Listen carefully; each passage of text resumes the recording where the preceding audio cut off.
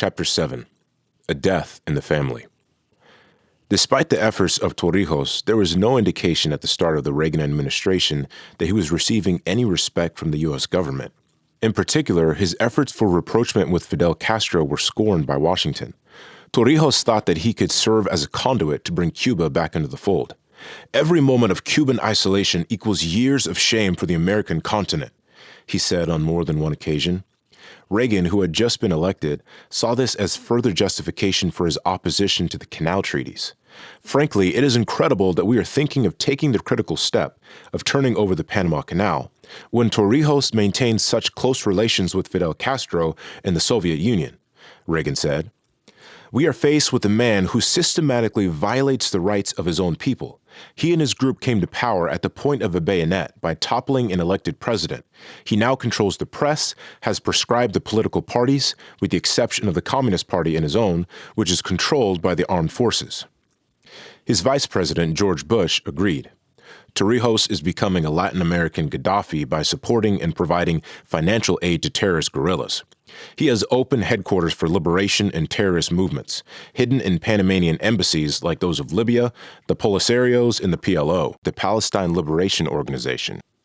General Torrijos had called routinely into command headquarters from Rio Alto on the Pacific coast that Friday morning, July 31, 1981, to check in. "We had a skeleton staff on duty, as was the custom. Our extended weekend started after 11 a.m. on Fridays." "Nothing new, General, sir," I said to him. So little was going on that we drifted away from official subjects, nothing to do with the military or politics at all. Plain gossip, mostly about secretaries. One of them was the beautiful Celia, Torrijos' favorite, with her ebony skin and long eyelashes. Then there was another one of the secretaries who had married Lichito Castrillon, Torrijos' helicopter pilot. The newlyweds were off on their honeymoon. It was a relaxed time for all of us now that the treaties were signed and passed. The average workload at the General Command had decreased noticeably. Omar had gotten much more involved in politics. He had said that signing the canal treaties was like earning his master's degree. Now he was going to work. He was developing a plan of action for the future.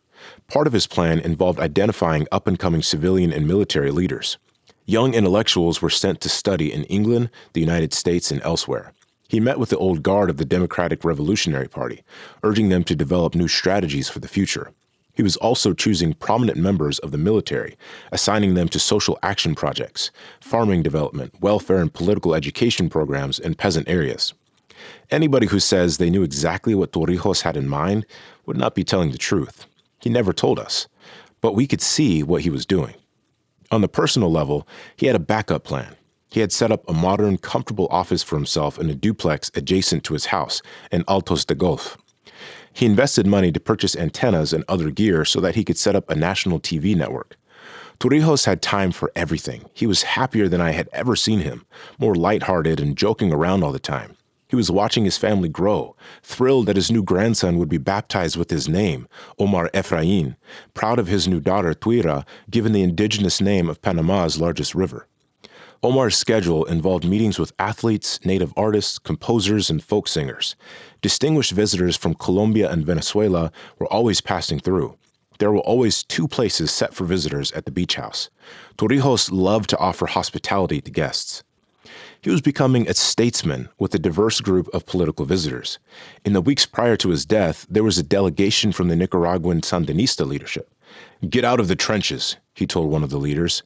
"Make it a political battle. The guerrilla war has been won," he told his Nicaraguan guests, who were deferential because Torrijos was one of their oldest supporters.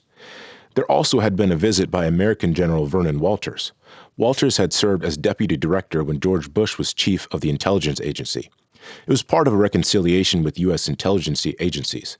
For the 12 years after the U.S. involvement in the 1969 coup against him, Torrijos had shunned intelligence officials. Now, following ratification of the Panama Canal treaties, he had signaled the change by giving a medal to Arthur Esparza, the chief of the U.S. Army 470th Intelligence Group, for his efforts toward passage of the treaties. Torrijos was becoming an important world player. His mediation could have cooled the fires and averted the dirty wars that, with billions of dollars of American aid and support, killed more than 100,000 people.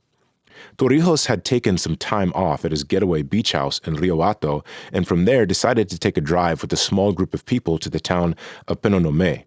He told the local commander, Major Elias Castillo, to set up a get-together with friends, local politicians, and military leaders. He then ordered that his Twin Otter aircraft be flown into Rio Hato to pick him up. The idea was that he would make an impromptu visit to Coclecito, a small farming community he had special affection for across the mountains along the Atlantic coast, then come back for the evening festivities. Torrijos had funded a kind of social economic commune for farm families in Coclecito, with experimental crops and a project to raise Brazilian Cebu cattle. The quick decision left El Cholito Adames, who was due to be rotated out, with the job of flying Torrijos on the hop back and forth. Everyone knew the drill when Torrijos was in the area. The schedule was always subject to change and invariably announced at the last minute. There was no flight plan. That was the last anyone saw of Torrijos. When it got late, Castillo became concerned and called ahead to Coclecito.